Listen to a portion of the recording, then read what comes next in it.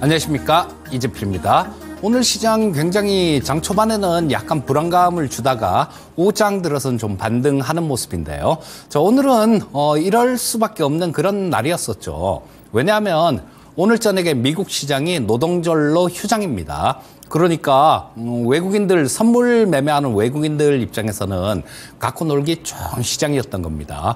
그래서 오전장에 보면 좀 매도를 이렇게 해갖고 지수가 좀 내려가니까 오후장에 다시 청산한 모습이 나오는데, 어쨌거나 오늘 종가는 괜찮은 모습으로 마감이 됐습니다. 코스피 시장은 한 0.25% 정도 상승 마감했고요. 코스닥 시장은 0.2% 정도 상승 마감했는데 양 시장 다 하락 종목 수가 많았습니다. 시가총액 상위 종목들이 괜찮은 모습을 보이고 나머지 쪽 하위 중소형주 쪽 이런 쪽은 좀 안 좋은 모습이 나왔고요. 자, 전체적으로 보시게 되면 미국 시장 대비해 갖고는 제가 차트 켜놓은 게 나스닥 지수를 좀 켜놨는데요. 자, 보시면 저 62평선에서 이탈했다가 살짝 이렇게 또 62평선 위에서 마무리되면서 아래 꼬리단 양선으로 마감되면서 좀 좋아 보이는 그런 모습이었어요. 하지만 우리나라 시장에는 우리나라하고 일본은 조금 플러스 나고 중국, 대만 이쪽은 조금 마이너스가 났으니까 아시아 시장엔 전반적으로 그렇게 큰 영향을 주진 못했습니다. 요거는 아마 오늘 저녁이 휴장이기 때문에 이런 모습이 나왔다라고 보시면 될 거고요. 자, 지금 전체적으로 좀 시장에 많이 영향을 주는 것들이 좀 물가하고 고용 이런 것들이 시장에 좀 영향을 많이 주죠. 자, 근데 지금 이제는 아마 물가 쪽은 그렇게 크게 신경을 쓰지 않아도 될 것 같은 그런 분위기까지 왔습니다.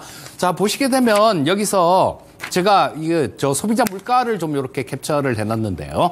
자, 요거 PC 물가를 보시게 되면 그냥 근원 물가가 중요합니다. 이 근원 물가가 연준에서 주로 보는 그런 물가가 근원 물가예요. 근데 보시게 되면 여기 지난달에 이어서 올해 월별 물가가 0.2% 정도 상승했죠. 자, 근데 요게 0.2%로 보시면 안 되고요. 그 세부 내역을 들어가서 보시게 되면 한 0.16% 상승했습니다. 그리고 전달에도 0.2였었는데 요거도 마찬가지 0.18% 정도였어요. 자, 그러면 두 달 평균해 보면 0.17 정도가 나온다는 얘기죠. 자, 그러면 0.17 정도면 곱하기 12 해보면 그 전달은 0.1이 나왔으니까 이거는 0.15 아래에 있었다는 얘기고요. 자, 그럼 석 달 평균 이렇게 해갖고 12개월로 환산을 해보면 2%가 채 안 되는 수준입니다.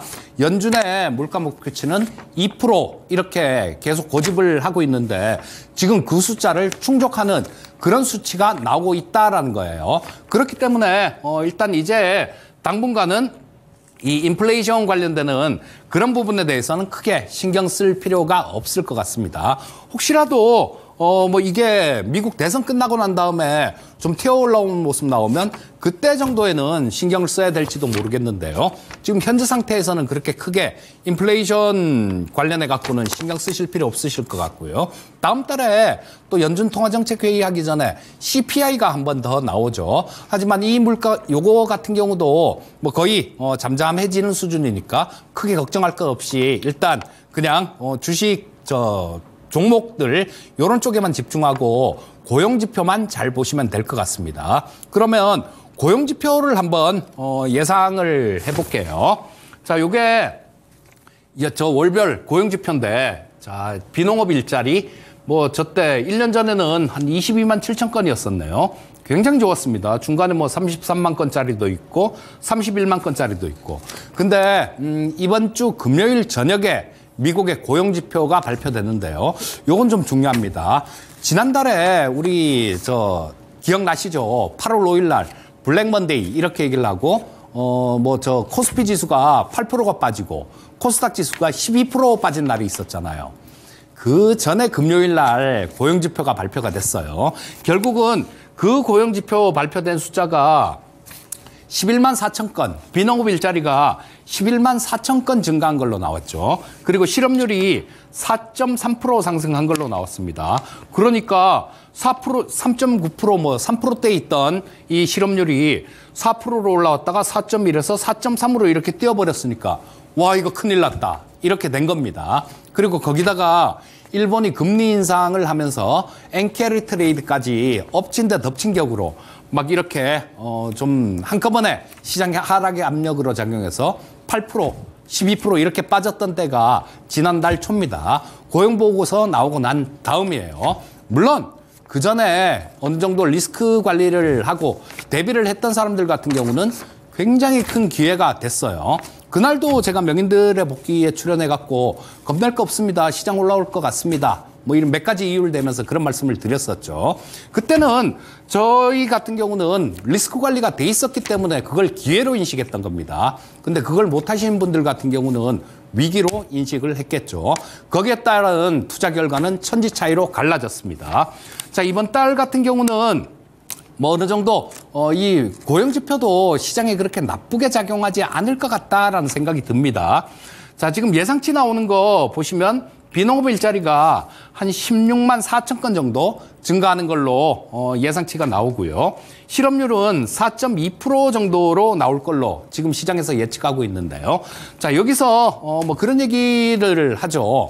한 4.4% 이상 되게 되면 연준의 금리 인하 폭은 이 실업률이 4.4% 이상 되게 되면 0.5로 갈 것 같고요. 뭐 그렇지 않으면 지금 시장 예상대로 4.2% 정도면 0.25로 가면서 자연스럽게 베이비 스텝으로 이렇게 조금씩 금리를 인하하면서 좋은 모습을 보일 확률이 높아 보입니다. 자, 근데 이거를 또 좀 이렇게 뭐 이거 확인하고 해봐야 돼요. 이렇게만 얘기를 하면 확인하고 하면 언제 합니까? 늦어요, 그때는. 늦습니다. 그러니까 미리 어느 정도 예측이 필요한데요. 저는 그렇게 생각합니다. 지금 올해 들어서 연준이 이 경제 지표들 이런 것들도 어느 정도는 좀 마사지를 좀 하고 있지 않나 싶은 생각이 들어요. 자, 이건 합리적인 의심인 게 4월 달에 커피 값이 되게 많이 올랐습니다. 원두 가격이 되게 많이 오르니까 CPI 산정 항목에서 커피를 빼버렸습니다. 자, 그리고 이 비농업 일자리나 실업률 같은 경우는 이 미국에서 미국 재무부에서 뭐 단기간은 얼마든지 이걸 좌우할 수 있어요. 정부 일자리가 있지 않습니까? 정부에서 일자리를 막 이렇게 많이 증가를 시켜버리면 공공사업을 많이 해버리면 이런 것들은 실업률은 떨어지고 이런 모양으로 나오니까요. 아마 지금 미국 재무부 쪽에서는 시장에 가장 도움이 되는 충격을 안 주는 그런 선을 찾고 뭐 거기에 근접하게 이 지표들이 나오는 거 아닌가 싶은 생각이 드는데 제 생각에는 한 4.2% 정도가 나온다라면 시장에 충격 없이 연준이 이번에 9월 달에 0.25 금리 인하를 하고 그러고 난 다음에 파월 의장은 다음에 또 할 거예요 라면서 시장에 희망을 주게 되면 아마 그게 가장 시장에 도움되는 그런 부분이 아닐까 싶은 생각이 듭니다. 그래서 이번에 고용지표 같은 경우는 지난달에 한번 가슴을 쓸어내렸을 거예요. 연준 인사들도. 그리고 미국 재무부에서도. 왜? 시장 그렇게 뚝 부러져 갖고 어렵게 가면 민주당 못 이깁니다. 해리스가 못 이길 거예요. 그렇기 때문에 어떻게 해서든 이 미국 재무부 같은 경우는 시장을 뭐 화랑으로 이렇게 만들 수는 없더라도 굉장히 좀 안정된 그런 상태를 원할 겁니다. 물론 10월 달에 좀 이렇게 확 올라가주면 훨씬 더 좀 좋겠지만요. 그게 아니더라도 최소한 시장을 어렵게 만들진 않을 것이다. 이렇게 보시면 될 것 같아요. 자, 그러면 우리 코스피 시장 쪽으로 한번 넘어가 볼까요? 지금 전체적으로 보시면 하락 종목 수가 되게 많아요. 이 코스피 시장도 마찬가지고 코스닥 시장도 마찬가지고 코스피 시장에서는 한 200개 이상 하락 종목이 많고요. 코스닥도 마찬가지로 한 400개 정도가 하락 종목이 많습니다. 자, 근데도 지수는 플러스 나왔다는 게 일부 종목들, 지수 관련주들 이런 게 강하게 올라왔다라고 보셔야 되겠죠. 자, 그리고 지금 오늘은 좀 소외받았던 종목들, 요런 종목들로 좀 강한 슈팅이 나왔습니다. 특히 뭐 2차 전지하고 관련되는 부분들, 뭐 삼성 SDI나 LG엔솔 뭐 요런 것들은 그 지난주부터 시작해서 좀 꿈틀꿈틀대면서 올라왔지만요. 뭐 LG화학 같은 종목들, 포스코 그룹 쪽들, 요런 쪽이 급등하면서 시장을 상당히 강하게 이렇게 좀 오후장에 플러스로 이렇게 돌리는 그런 역할을 했습니다. 자, 수급 한번 보시게 되면 코스피 시장에서 수급은 외국인들 오랜만에 매수 들어와줬어요. 자, 보시면 이때 뭐 한 6일 연속 현물 시장에서 순매도하는 모습이었는데 규모도 꽤 컸죠. 한 2조 가까이 되겠네요. 얼핏 봐도. 2조 가까이 순매도했다가 오늘은 2,300억 정도 순매수로 끝났는데 오늘 이 수급은 그렇게 큰 의미는 없다라고 봅니다. 왜냐하면 이게 연속성이 있어야 되는데 오늘 저녁 미국 시장 없다라는 말씀 드렸죠. 노동절 휴장이다 이런 말씀을 드렸으니까 이들의 머릿속에는 얼마든지 뭐 오늘 사도 내일 조금 이상하면 팔고 나갈 수 있다 이런 계산 하에 산 걸 거니까 이거 2,300억 매수한 거 어떤 큰 의미를 두긴 어렵고요. 진짜 중요한 거는 내일 수급이 진짜 중요하겠죠. 자, 외국인들 현물 시장에서는 순매수했는데 선물 시장에서는 순매도였어요. 참 이거 외국인들 오늘 수급 보면 기가 막혔습니다. 아침에 한 800억 정도 외국인들 선물 시장에서 순매수로 시작했어요. 그랬다가 현물 시장 딱 시작하고 나니까 이때부터 막 쏟아부었는데 한 9시 한 50분 정도에 6,500억까지 순매도를 했어요. 그러니까 이것도 마찬가지였습니다. 계산이 다 돼 있는 거죠. 오늘 저녁에 미국 시장 없으니까 오늘 같은 경우는 우리가 대규모로 막 때리면 쭉쭉 밀릴 거다. 그리고 그거 사들이면 다시 반등이 나올 거다.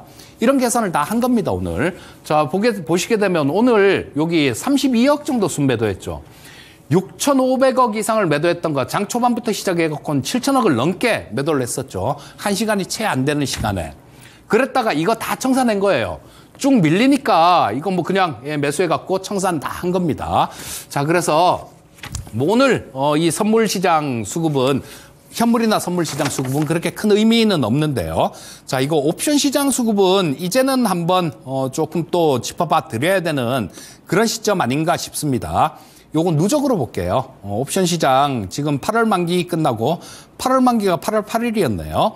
자, 8월 9일부터 수급을 좀 보시게 되면 자, 여기서 외국인들 보시면 콜옵션을 한 246억 정도 매도를 했죠. 그리고 이때부터 시작해서 매도 규모가 점점 늘어나는 모습이었어요.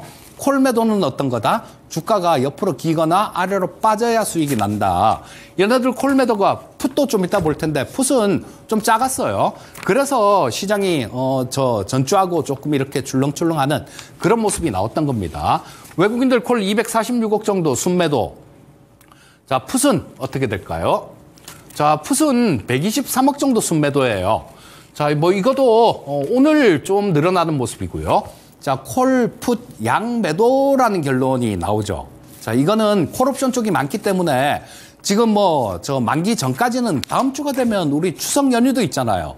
그렇기 때문에 이 추석 연휴 다음 주 들어가면 또 시장이 연휴 관련해 갖고 또 불확실성 뭐 그러면서 조금 눈치를 볼 겁니다.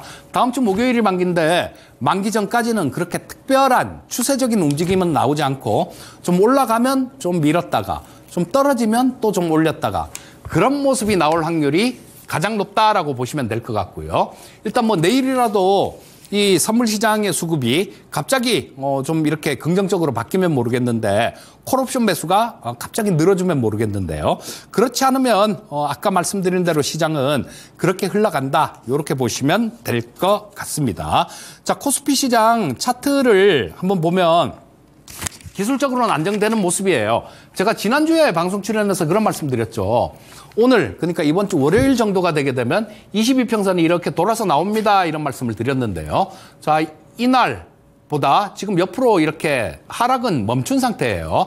내일 정도가 되게 되면 이게 위쪽으로 이렇게 돌아 나올 겁니다. 그러면 이 주가가 조금 아래로 이렇게 조정을 받더라도 22평선에서 지지력은 나올 가능성이 많으니까 시장은 상당히 좀 안정되고 있는 안정되어 가는 뭐 그런 중이다라고 보시면 될 것 같아요.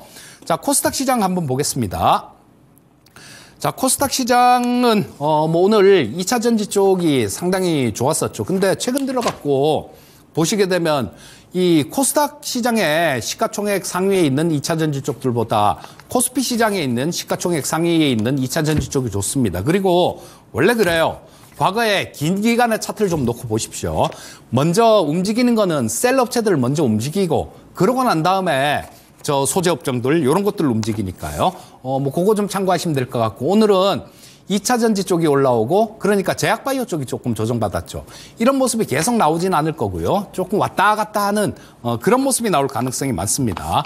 제약바이오 쪽도 오늘 뭐 말씀드리진 않지만요. 제약바이오 쪽 같은 경우도 마찬가지로 조정받는 구간, 그런 구간에서는 잘 노려보시면 좋을 것 같고요. 자, 코스닥 시장 수급을 보시게 되면 오늘은 조금 매도로 전환했죠. 자, 근데 이때 지난주 금요일 날 1,900억 정도 외국인들 순매수가 들어왔습니다. 오늘 2차 전지 쪽이 강하게 그렇게 좀 슈팅이 나온 이유가 뭐 LG엔솔에 대해서 긍정적인 그런 보고서도 있고 그랬지만요. 수급적으로는 이때 외국인들이 저 하루 종일 2차 전지 쪽 이런 쪽을 많이 매수를 한 것 같아요. 그래서 오늘 좀 뜨니까 조금 팔았는데 그렇게 나쁜 수급은 아닙니다. 이게 오전장에 보면 한 1,000억 이상 외국인들이 순 매도했었어요. 자, 오후장 들어서 635억으로 매도 규모가 좀 줄었다라는 겁니다. 그렇기 때문에 매도는 했지만 그렇게 나쁜 수급은 아니다. 요렇게 보시면 될 것 같고요. 자, 요거 차트 보면서 코스닥 시장 정리하겠습니다. 자, 코스닥 시장 같은 경우는 코스피 시장보다는 딱 봐도 지금 위쪽으로 공간이 좀 많이 열려 있죠. 제가 지난주하고 그 전에는 뭐 코스피 시장이 상대적으로 좀 더 좋습니다. 이런 말씀 드렸는데 지금 뭐 현 상태에서 보게 되면 아까 말씀드렸던 옵션 수급들 이런 것들도 보게 되면 코스피가 추세적으로 위쪽으로 가긴 조금 힘들 거고요. 코스피가 왔다 갔다 한다. 뭐 그렇게 되면 위쪽으로 이렇게 공간이 많이 열려 있는 코스닥 시장이 뭐 상대적으로 좀 유리할 수 있겠다. 이렇게 보시고요. 코스닥 시장 같은 경우는 좀 추가 상승 여력을 보유하고 있다. 이렇게 말씀드릴 수 있겠습니다. 자, 다음은 섹터로 좀 넘어가 볼게요. 지난주에 제가 저 로봇 섹터 오랜만에 로봇 섹터 좀 말씀드렸었죠. 자, 로봇은 여러분들 그렇게 보셔야 됩니다. 이거 그냥 로봇 이렇게 생각하시면 안 돼요. 그 작년에도 마찬가지로 로봇 섹터 뭐 꿈을 먹는 섹터다 이렇게 얘기하시는 분들 되게 많았었죠. 작년하고 뭐 그때 그거 로봇 태권브이 생각하니까 그런 얘기가 나오는 겁니다.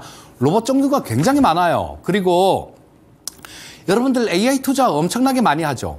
이거 결과적으로는 지금 그 소프트웨어 쪽으로만 막 하고 있는데 거기서 그칠까요? 그렇지가 않습니다. AI를 이렇게 투자하는 이유가 나중에는 이쪽 뭐 이런 걸로 AI로 제약바이오, 신약도 개발을 할 거고요. 그리고 로봇 쪽으로 오게 될 겁니다.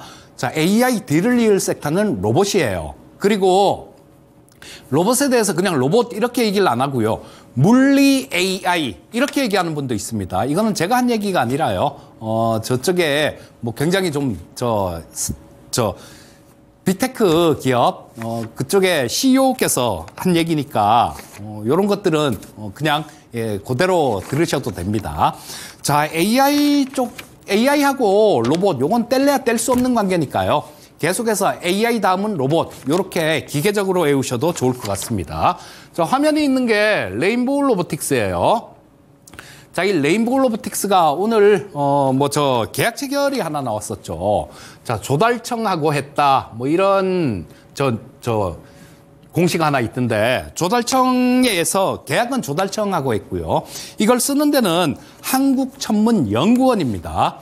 자, 제가 전에 벌거벗은 종목사라는 프로 레인보우 로보틱스에 대해서 1시간 동안 말씀드릴 때 그때 로봇 종류하고 쭉 말씀드리고 한 가지 더 말씀드린 부분이 있죠. 천문 마운트.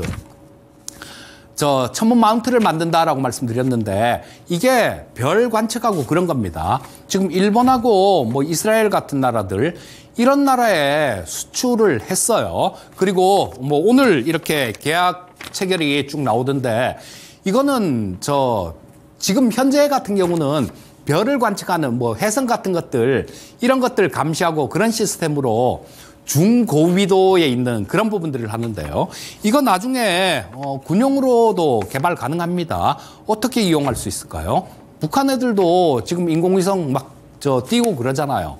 그러면 스파이 위성 같은 것들, 이런 거 감시할 수 있는 용도로도 쓸 수 있고요. 여러 가지 용도로 굉장히 다양하게 쓸 수 있습니다. 레인보우 로보틱스 홈페이지 가보면 아스트라라는 그런 이름의 천문 마운트가 있어요. 요것도 뭐 오준호 교수님이 직접 개발했던 건데, 그게 지금 우리나라에 계약 체결이 나왔다라는 겁니다. 뭐 규모는 70억 정도고 한 3년 정도 되더라고요. 그래서 그렇게 크지 않다라고 느낄 수도 있는데, 이게 첫 번째로 계약 체결이 나왔다라는 거, 뭐 이거 시스템 같은 것들 그런 걸 전부 다 통으로 수주를 한 겁니다. 그래서 뭐 향후에는 이런 부분들도 굉장히 성장해 갈 수 있을 거고, 또 한 가지는 AI 로봇 이렇게 얘기를 하잖아요. 올해 말이나 내년 초 정도, 그때 정도에 아마 AI를 적용한 그런 로봇을 출시를 할 겁니다. 자, 그러니까 지금 제품 포트폴리오가 굉장히 다양해졌어요. 협동 로봇도 몇 가지 없었는데 거기다가 몇 가지 더 추가했고, 그 다음에 AMR이라는 자율위성 로봇, 그리고 천문 마운트, 그리고 휴머노이드 로봇까지, 그리고 사족 보행 로봇은 지금 군에다가 납품이 될 것 같으니까요. 레인보우 로보틱스 같은 경우는 좀 장기적으로 세상의 변화를 본다라면 이런 종목 빼놓으시면 안 됩니다. 여러분들 에코프로 지금 10년 전부터 움직였어요. 그리고 가장 수익이 컸던 사람들은 그때 사서 장기로 그냥 세상의 변화를 본 사람들입니다. 그 세상의 변화를 보고 이 레인보우 로보틱스라는 종목을 투자를 한다라면 결과는 굉장히 좋다라고 보시면 될 것 같고요. 자, 다음은 중소형주, 제가 지난주에도 레인보우 로보틱스하고 PNX 이거 이름 얼마나 어려운지, PNX 미케닉스라는 종목 지난주에도 말씀드렸죠. 그리고 이거는 지난주 명인들의 복귀 시간에서도 말씀드렸었고요. 또 야인시대에서는 제가 추천 종목으로 드렸죠. 오늘 상한가 쳤습니다. 자, 제가 이런 거 얘기할 때는 좀 잘 보시면 좋아요. 제가 그러잖아요. 신규 상장 종목 하지 마세요. 이런 얘기를 굉장히 많이 자주 드리죠. 그리고 로봇 쪽들 보시려면 레인보우 로보틱스 보세요. 다른 쪽들은 좀 조심해서 보세요. 이런 말씀을 드렸는데요. 그럼에도 불구하고 이 PNX 미케닉스 같은 경우는 지난주 야인시대 뭐 짧게 보셔도 좋습니다. 이런 말씀 드렸었죠. 왜 그랬을까요, 이거? 지난주에도 얼핏 좀 말씀을 드렸어요. 공모가 22,000원. 그리고 시작하고 난 다음에 줄줄 빠지기만 했죠. 그리고 지난주 같은 경우는 이날도 10% 잠깐 넘게 올랐었어요. 자, 이날이 아마 이날이 월요일이었겠네요. 자, 근데 이때 저 말씀을 드렸었고, 이때 지금 한 10% 이상 올랐다가 또 금방 밀렸습니다. 근데 오늘은 상한가를 쳤는데 흑자 기업이라는 거죠. 신규 상장 종목임에도 불구하고 너무 많이 빠졌다는 생각이에요. 그리고 이게 희망 공모가가 14,000원에서 17,000원이었습니다. 회사에서 우리 요 정도는 될 것 같아요 라고 희망 공모 밴드를 이렇게 희망했던 게 14,000원에서 17,000원. 근데 이게 공모 과정에서 확 올라간 거죠. 공모가가 22,000원이었는데 13,000원까지 빠졌으니까 흑자 기업인데 시가총액이 800억 정도밖에 안 됐습니다. 지난주에. 로봇주들 한번 보세요. 저 이상한 애들 로봇주도 되게 많습니다. 걔네들 보면 아무것도 없는데 시가총액 2천억, 3천억 다 되지 않습니까? 그나마 흑자 기업인데 공모가보다 뭐 반토막까지는 아니더라도 이렇게 급락했는데 이거는 한번 이런 건 찔러볼 만한 거죠. 그래서 신규 상장 종목을 하고 또 약간 좀 단타를 치더라도, 제가 단타도 잘 안 치는 사람이잖아요. 근데 단기 매매도 좋습니다. 이런 말씀 드렸던 게 다 이런 이유가 있었던 겁니다. 자, 뭐 보유하신 분 계신다라면 뭐 얼마를 수익 내고 빠져나오느냐, 그 행복한 고민을 하시면 될 거고요. 자, 내일도 뭐 어느 정도 한 번 정도는 좀 더 움직이지 않을까 싶은 생각이 듭니다. 자, 다음 섹터는 2차 전지 쪽 오랜만에 한번 볼게요. 자, 삼성 SDI를 먼저 보겠습니다. 2차 전지 쪽 여러분들 옥석 가리셔야 됩니다. 로봇 쪽들 제가 말씀드릴 때 좀 저 아닌 종목들도 많은 것 같다 이런 말씀 드리는데 2차 전지 쪽도 마찬가지입니다. 진짜 아닌 것 같은 종목들 아직까지도 꽤 많아요. 그러니까 옥석을 가려서 투자를 하시면 좋겠고요. 자, 이 삼성 SDI는 가장 안정적인 종목이다라고 볼 수 있습니다. 자, 2027년에 전고체 배터리 지금 상용화를 한다라고 양산할 계획이라고 그렇게 얘기를 하는데요. 어차피 2차 전지 투자하시는 분들 같은 경우는 미래 성장성 보고 투자하는 거 아닙니까? 그러면 그 성장성에 가장 걸맞는 게 지금 전고체잖아요. 전고체 배터리입니다. 그리고 뭐 거기다가 안정성까지 있으면 구신 종목이겠죠. 자, 이 삼성 SDI 같은 경우는 전고체 쪽, 이런 쪽에서 가장 앞서 있고, 물론 LG엔솔에서는 우리가 뒤처졌다라고 생각하지 않는다 이렇게 얘기를 하지만요.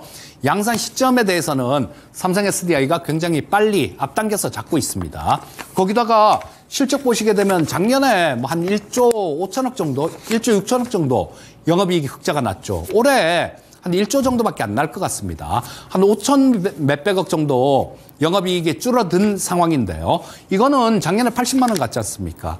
자, 주가가 빠지면서 어느 정도는 반영됐다라고 보시면 될 거고요. 그러니까 저 2차 전지 쪽을 하시더라도 막 하지 마시고요. 이런 걸 하세요. 삼성 SDI 같은 종목. 자, 그리고 한 종목 더 보겠습니다. 요거는 우리 시청자님들께서는 조금 낯선 종목일 수도 있겠어요. 상하프론테크인데요.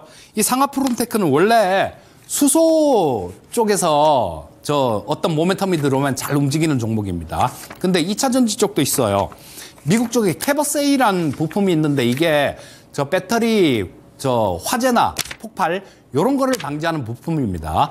요거 공장 짓고 있는데 올해 말이 되면 공장이 완공이 될 겁니다. 그리고 뭐 부품도 납품을 하고 그다음 GM 쪽으로는 이게 상하프론테크가 캐버세이 메인 공급업체가 될 것 같아요. 자, 그리고 반도체 패키징용 필름을 지금 국산화한 게 있는데요.